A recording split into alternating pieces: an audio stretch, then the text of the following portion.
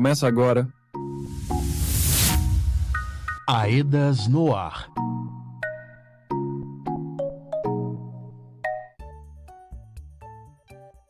Olá, como vai você? Chegando por aqui, Lucas Jerônimo e o AEDAS no ar, o nosso encontro de compartilhamento de informações sobre o andamento do processo de reparação dos danos que foram causados pelo rompimento da barragem da Vale, em Brumadinho, em janeiro de 2019. Mais uma vez, estamos aqui em memória das 272 pessoas que perderam a vida injustamente e ao lado dos atingidos e atingidas na caminhada por reparação integral por justiça. Este é um programa da Associação Estadual de Defesa Ambiental e Social de Minas Gerais, AEDAS, que é a assessoria técnica independente dos atingidos na Bacia do Rio Paraupeba e Represa de Três Marias. Hoje, no centro da nossa conversa está o Programa de Transferência de Renda, o PTR. É prosa importante, é entrevista, vem com a gente saber mais. Reparação integral. Começamos e para já recebemos por aqui a Marina Rocha, técnica de participação do anexo 1.2 na AEDAS. É este anexo do Acordo Judicial de Reparação que trata do PTR. E por aqui vamos te atualizar sobre o atual momento. Bem-vinda. Marina, por favor, nos faça um breve histórico do PTR, de como chegamos até aqui, como foi a construção, como se deu.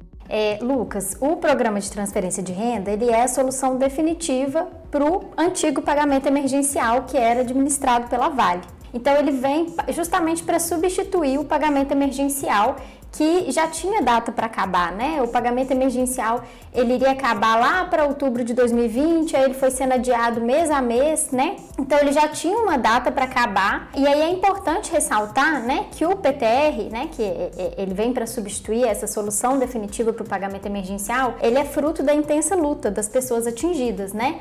Então sem essa luta, muito provavelmente o pagamento emergencial iria acabar e o PTR não iria existir, né? As pessoas não teriam mais essa medida mitigatória, né? Que é esse pagamento.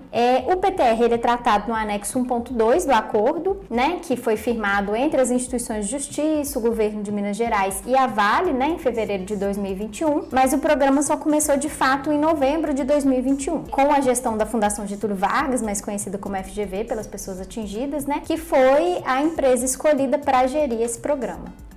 Ô Marina, uma das principais queixas das comunidades é a demora nas respostas sobre o PTR. Como se dá o diálogo entre a FGV, responsável pelo programa, e os atingidos? Essa é uma pergunta muito boa, né? Porque realmente é uma reclamação constante das pessoas atingidas. A FGV, ela tem um call center, né? Um 0800, que as pessoas podem utilizar para tirar suas dúvidas, para consultar o andamento, né, do cadastro delas, para tirar dúvidas mesmo sobre o programa de transferência de renda. Além disso, existem os pontos de atendimentos físicos da FGV, onde as pessoas podem ir lá presencialmente, tirar suas dúvidas, relatar os seus problemas, conferir o andamento do cadastro delas, né, com a figura do supervisor ou da supervisora da FGV que está presente nesses pontos.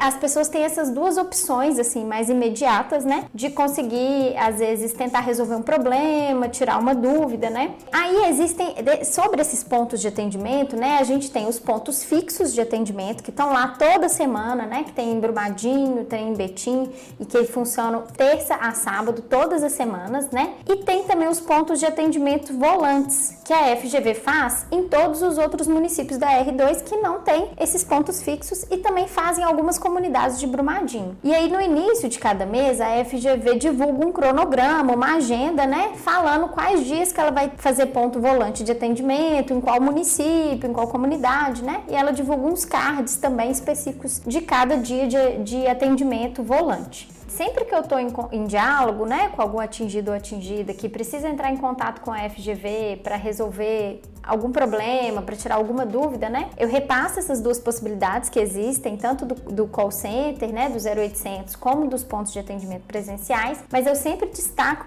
que o atendimento no ponto presencial, se a pessoa tiver condições de ir, é melhor, justamente porque tem essa presença do supervisor ou da supervisora da FGV que fornece um atendimento mais completo, mais efetivo, justamente porque essa figura da supervisão da FGV consegue acessar ali o cadastro da pessoa, verificar se a documentação está correta, fazer às vezes até um relato do problema e encaminhar para as instâncias superiores da FGV, né? Então eu sempre reforço isso. Se a pessoa tiver condições de ir no ponto de atendimento presencial, é preferível, mas se não tiver, tem essa opção do 0800, né?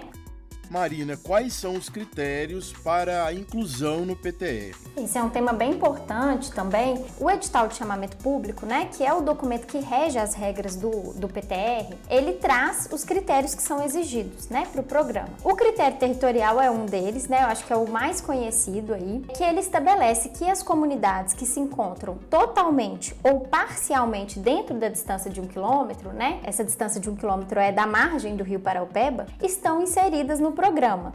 Mesmo que uma comunidade tenha só uma rua inserida, né, dentro dessa distância de 1 quilômetro, toda a comunidade tem o direito de receber por causa desse critério territorial. A exceção é o município de Brumadinho, que é integralmente considerado para o programa de transferência de renda. E aí é importante mencionar também que para as pessoas, né, que moram nessas comunidades, que têm o direito de receber esse pagamento, elas precisam comprovar que elas moravam lá na época do rompimento da barragem. Não adianta elas comprovarem que elas moram hoje. Precisam comprovar que elas moravam na época do rompimento da barragem. Então, o comprovante de endereço delas tem que estar dentro dessa data correta. Outro critério que o edital traz é o de familiares de vítimas fatais, que têm direito a receber o PTR no valor integral, que é de um salário mínimo, independentemente de onde eles moravam na época do rompimento e independentemente também da renda do núcleo familiar, porque o edital ele traz esse limite, né, da renda do núcleo familiar. Aqueles núcleos familiares que recebem acima de 10 salários mínimos não têm direito ao PTR. E aí o edital ele estabelece, né, quais são esses familiares que têm o direito de receber o pagamento do PTR, né, que são os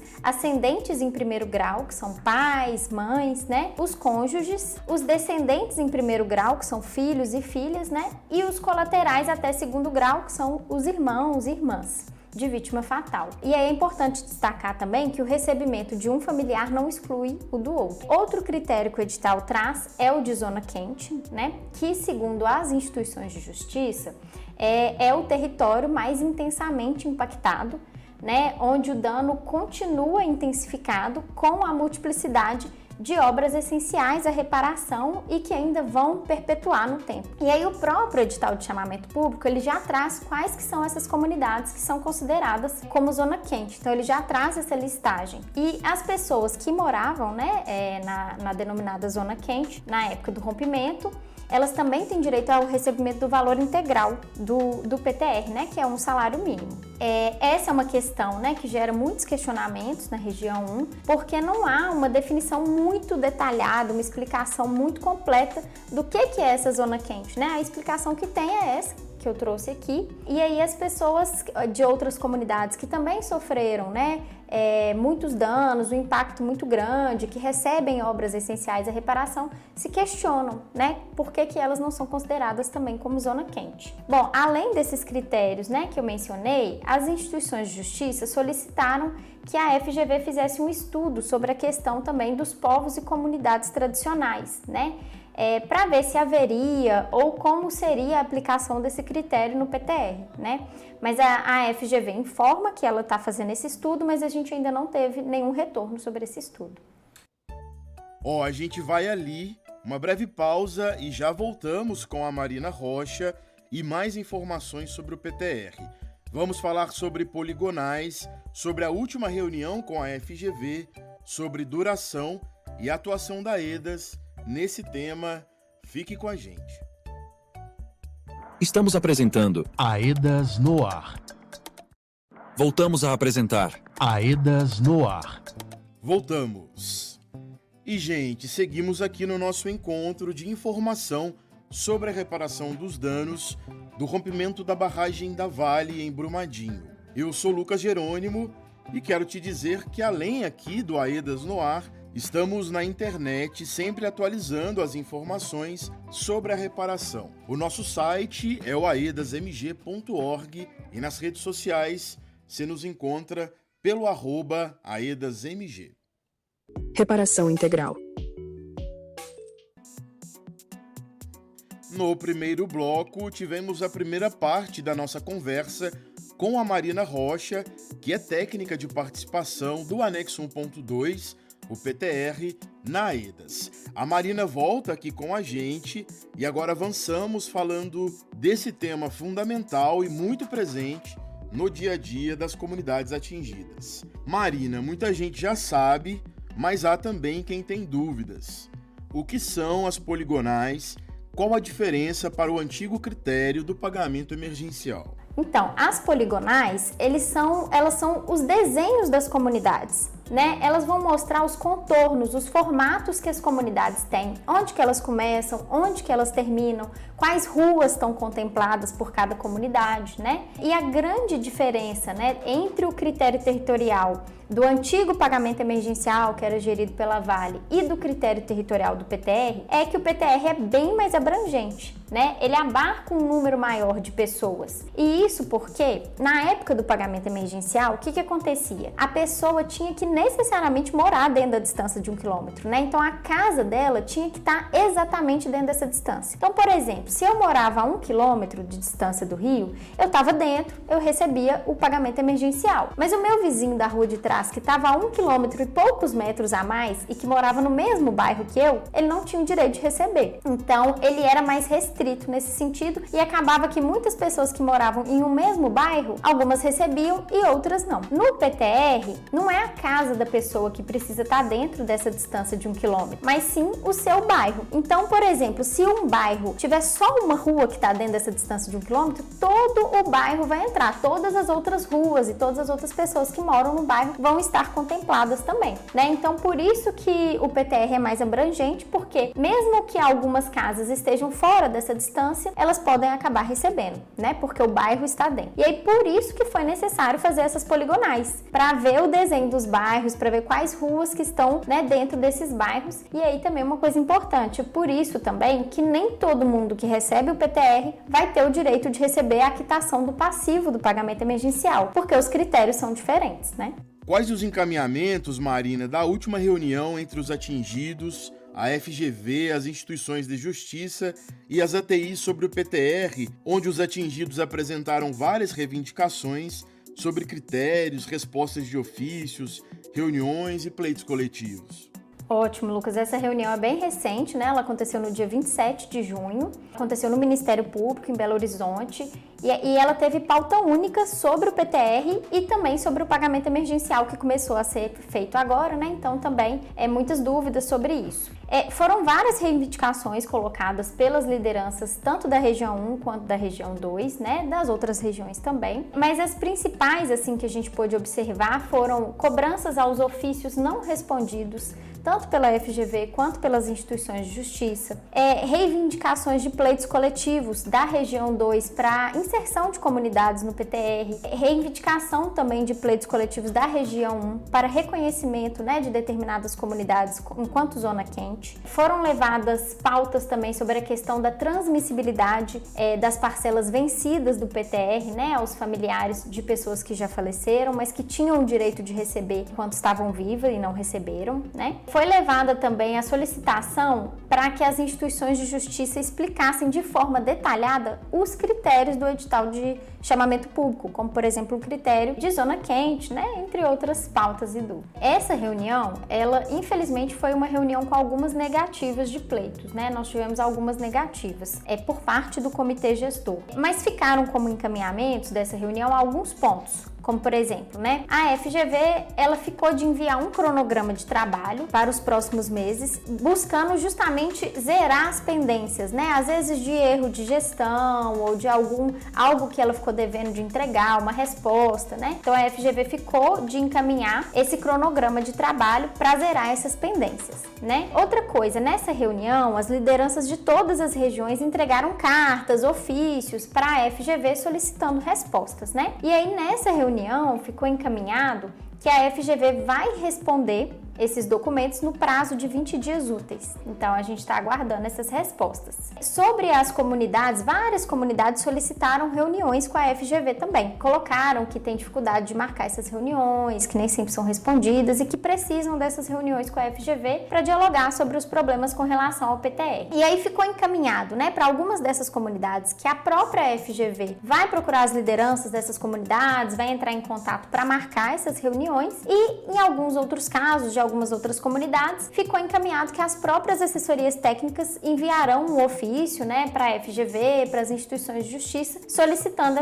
essas reuniões. Ficou encaminhado também que a FGV vai enviar para as instituições de justiça, agora em julho, um estudo que ela está fazendo sobre a questão da transmissibilidade das parcelas vencidas do PTR aos familiares de pessoas que já faleceram. E aí isso aqui é importante a gente frisar, que não se trata, por exemplo, de uma pessoa ficar recebendo as parcelas do PTR de um familiar que já faleceu. Não é isso, porque isso não pode, né? O direito ao PTR, ele cessa com o falecimento da pessoa. Se trata do recebimento das parcelas vencidas, as parcelas que essa pessoa tinha o direito de receber quando ela estava viva, mas que ela não recebeu por uma demora de análise do seu cadastro. Marina, o que o edital de chamamento prevê sobre a duração do PTR? Essa foi, assim, eu acho que uma das pautas mais presentes nessa reunião que aconteceu no dia 27, né, sobre a questão do prazo de duração do programa de transferência de renda e se há possibilidade de prorrogação desse prazo. Como a FGV informou recentemente que cerca de 3.000 novas pessoas foram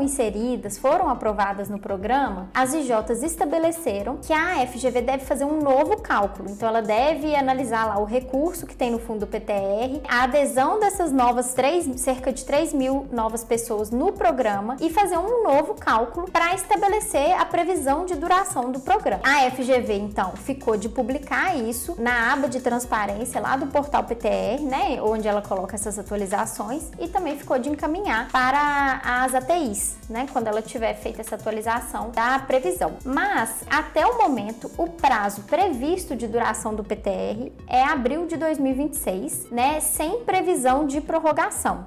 Como a AEDAS acompanha o processo e as questões relacionadas ao PTR? A AEDAS tem uma equipe específica, né, que acompanha o anexo 1.2, que acolhe as demandas das pessoas atingidas sobre o PTR e agora também sobre o passivo do pagamento emergencial, né? Que agora, como iniciou esse pagamento, estão surgindo muitas dúvidas também, né? Muitas demandas sobre isso. E aí a gente acolhe essas demandas, sejam elas individuais ou coletivas. E aí, quando as demandas são individuais, ou elas chegam diretamente para a gente, da equipe, né? Pelo contato das pessoas atingidas, ou elas chegam por outras equipes e são colocadas no aplicativo de demandas. E aí a gente faz o tratamento dessas demandas, a gente lê, a gente revisa o relato dessas demandas, né, dos problemas das pessoas atingidas, a gente confere se o endereço da pessoa está correto, se está dentro do critério territorial, a gente confere o comprovante de endereço, porque ele precisa estar dentro da data exigida pela FGV, né, e aí se tiver tudo certinho, a gente pergunta se a pessoa quer que a gente envie a demanda dela, o caso dela, para a FGV. E a equipe da AEDAS desenvolveu um manual sobre o PTR, né? O que contém nesse material? Esse manual, ele tem como objetivo apresentar principalmente quais que são as dúvidas, as demandas, né, as questões mais recorrentes das comunidades da R1 e da R2 sobre o PTR e trazer respostas mesmo, informações sobre essas demandas mais corriqueiras, né? Além de ampliar, buscar mesmo espalhar essas informações para o máximo de pessoas atingidas possível, né? E aí uma percepção que a gente consegue ter, né, é que mesmo passados quase 3 anos do início do PTR, né, que começou em novembro de 2021, ainda existem muitas dúvidas das pessoas atingidas sobre o PTR, sobre critérios, sobre documentação, né? E ainda são muitos os problemas enfrentados pelas pessoas atingidas, né, para conseguir acessar o seu direito ao PTR, né? A gente ainda tem muitos casos de pessoas que estão dentro dos critérios, mas que até hoje não conseguiram acessar esse direito. Então, acho que o manual vem para isso, né, para apresentar quais que são as principais demandas, as principais dúvidas, tentar responder, né, essas demandas mais corriqueiras e propagar mesmo essa informação para o máximo de pessoas possível. E aí, aproveito para falar, né, que o manual vai estar disponível no nosso site da AEDAS e ele ficou ficou muito linda, a diagramação tá linda. Então, e contei mesmo as principais dúvidas, né, as principais questões sobre o PTR. Marina, muito obrigado por estar aqui com a gente, pela partilha das informações. Quando tivermos novidades, te chamamos aqui novamente. E lembro a você ouvinte para ficar conectado sempre no nosso site, o aedasmg.org, e nas redes sociais pelo @aedasmg. Por lá também o PTR é sempre assunto presente. Ei, povo, tá terminando o nosso programa. Você pode ouvir novamente no nosso canal no YouTube, AEDASMG. Vai lá, ouça, deixe o seu comentário sobre o que achou e ainda o que você quer ouvir aqui no AEDAS no Ar. Eu vou ficando por aqui. Uma semana bem boa para todos e todas. Nos encontramos na semana que vem. Até mais. Este programa teve produção e edição de áudio de Lucas Jerônimo. O design gráfico do programa no YouTube e nas redes sociais é de Aleph Rodrigues. A coordenação da equipe é de Elaine Bezerra, sob a gerência de Diva Braga, gerente geral de participação informada do projeto AEDAS para a UPEBA.